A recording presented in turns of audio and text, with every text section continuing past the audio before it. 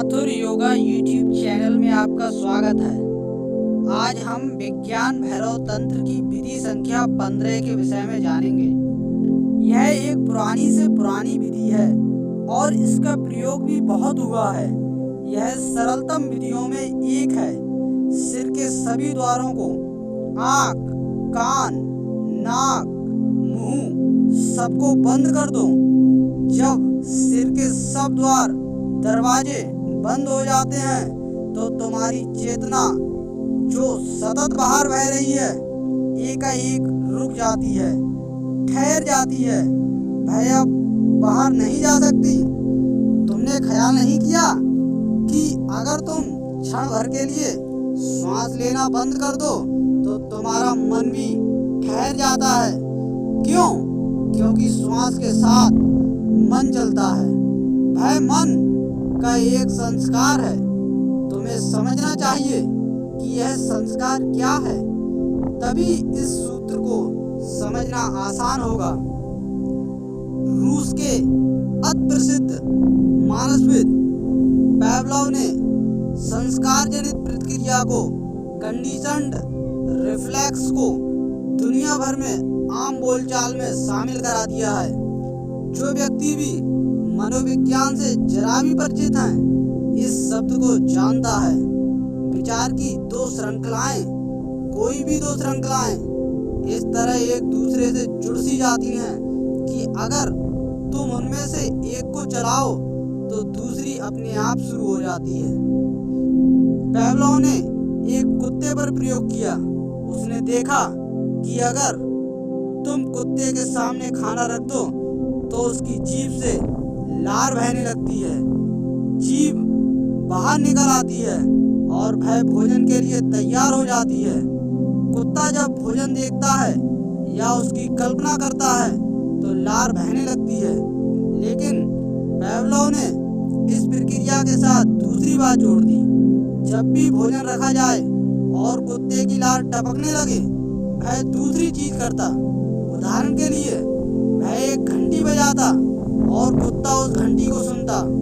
15 दिन तक जब भी भोजन रखा जाता घंटी भी बजती और तब 16वें दिन कुत्ते के सामने भोजन नहीं रखा गया, केवल घंटी बजाई गई। लेकिन तब भी कुत्ते के मुंह से लार बहने लगी और जीभ बाहर आ गई, मानो भोजन सामने रखा हो। वहाँ भोजन नहीं था, सिर्फ घंटी थी। अब घंटी बजने और लार टपकने के बीच कोई स्वाभाविक संबंध नहीं था।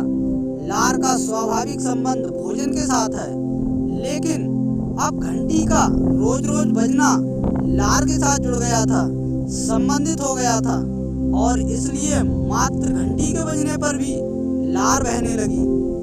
पावलोव के अनुसार, और पावलोव सही है, हमारा समूचा जीवन एक कंडीशनड प्रोसेस है। मन संस्कार है। इसलिए अगर तुम उस संस्कार के भीतर कोई एक चीज बंद कर दो तो उससे जुड़ी और सारी चीजें भी बंद हो जाती हैं। उदाहरण के लिए विचार और श्वास। विचारणा सदा ही श्वास के साथ चलती है। तुम बिना श्वास विचार नहीं कर सकते। तुम श्वास के प्रति सजग नहीं रहते, लेकिन श्वास सतत चलती रहती है, दिन रात चलती रहती है और प्रत्येक विचार की प्रक्रिया ही श्वास की प्रक्रिया से जुड़ी है।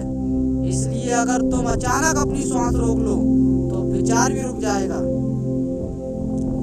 वैसे ही अगर सिर के सातों छिद्र, उसके सातों द्वार बंद कर दिए जाएं तो तुम्हारी चेतना अचानक गति करना बंद कर देगी।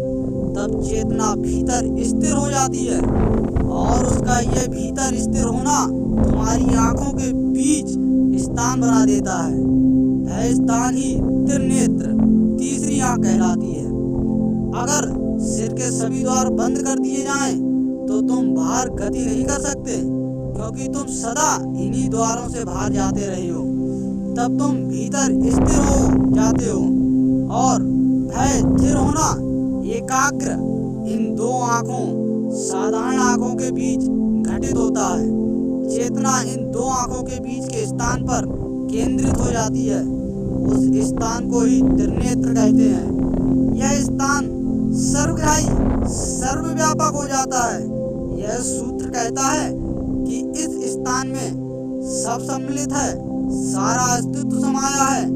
अगर तुम इस संस्थान को अनुभव कर लो तो तुमने सबको अनुभव कर लिया। एक बार तुम्हें इन दो आंखों के बीच के आकाश की प्रतीति हो गई तो तुमने पूरे अस्तित्व को जान लिया, उसकी समग्रता को जान लिया, क्योंकि यह आंतरिक आकाश सर्वग्राही है, सर्वव्यापक है, कुछ भी उसके बाहर नहीं है। उपनिषद कहते हैं एक को जानकर सब जान लिया जाता है। यह दो आंखें तो सीमित को देख सकती हैं, तीसरी आंख असीम को देखती है। यह दो पदार्थ से बनी हुई आंखें पदार्थों को देख सकती हैं, तीसरी आंख अपदार्थ को अध्यात्म को देखती है। इन दो आंखों से तुम कभी ऊर्जा की प्रतीति नहीं कर सकते, ऊर्जा को नहीं देख सकते, सिर्फ पदार्थ को देख सकते हो। लेकिन तीसरी आंख से स्वयं ऊर्जा देखी जाती है। द्वारों का बंद किया जाना केंद्रित होने का उपाय है, क्योंकि एक बार जब चेतना की प्रवाह का बाहर जाना रुक जाता है, भय अपने उद्गम पर स्थिर हो जाती है और चेतना का यह उद्गम ही त्रिनेत्र है। अगर तुम इस त्रिनेत्र पर केंद्रित हो जाओ तो बहुत चीजें घटित होंगी। पहली चीज तो ये पता चलती है कि सारा संसार तुम्हारे भीतर है। स्वामी राम कहा करते थे कि सूर्य मेरे भीतर जलता है, तारे मेरे भीतर जलते हैं, चांद मेरे भीतर उदित होता है, सारा ब्रह्मांड मेरे भीतर है। जब उन्होंने पहली बार ये कहा तो उनके शिष्यों को लगा कि वे पागल हो गए हैं। राम तीर्थ के भीतर सितारे कैसे हो सकते हैं? वे इसी त्रिनेत्र की बात कर रहे थे, इसी आंतरिक आकाश के संबंध में। जब पहली बार ये आंतरिक आकाश उपलब्ध होता है तो यही भाव होता है। जब तुम देखते हो कि ये सब कुछ तुम्हारे भीतर है, तब तुम ब्रह्मांड ही हो जाते हो। त्रिनेत्र तुम्हारे भौतिक शरीर का हिस्सा नहीं है तुम्हारे भौतिक शरीर का अंग नहीं है। तुम्हारी आंखों के बीच का स्थान तुम्हारे शरीर तक ही सीमित नहीं है तो भय अनंत आकाश है जो तुम्हारे भीतर प्रवेश कर गया है। और ये एक बार यह आकाश जान लिया जाए तो तुम फिर वही व्यक्ति नहीं रहते। जिस क्षण तुमने इस अंतरस्थ आकाश को जान लिया, उसी क्षण तुमने अमृत को जान लिया। तब कोई मृत्यु नहीं है।